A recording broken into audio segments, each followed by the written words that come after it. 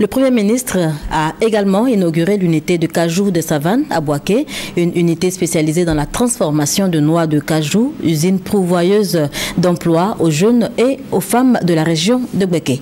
On en parle avec Brahima Doumbia.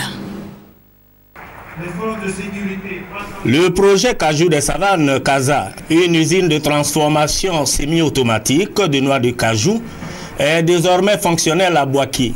Cette unité industrielle a été officiellement inaugurée par le Premier ministre, chef du gouvernement, Daniel Kablan-Duncan.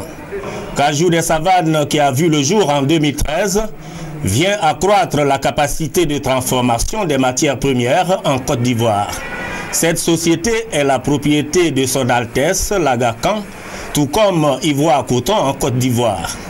D'une capacité annuelle à terme de 10 000 tonnes, l'unité va permettre de créer 1000 emplois et favoriser l'insertion des femmes à hauteur de 75% de son effectif. Il s'agit de créer des emplois dans le cadre de la réalisation de l'ambition du président de la République de faire de la Côte d'Ivoire un pays émergent à l'horizon 2020.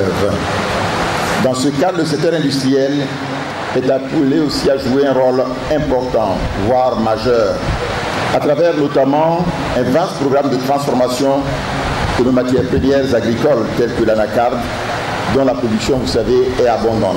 Le secteur du cajou compte à ce jour plus de 250 000 producteurs et nourrit environ 2 500 000 personnes. Le Conseil du coton anacarde a commencé à mettre de l'ordre dans cette filière.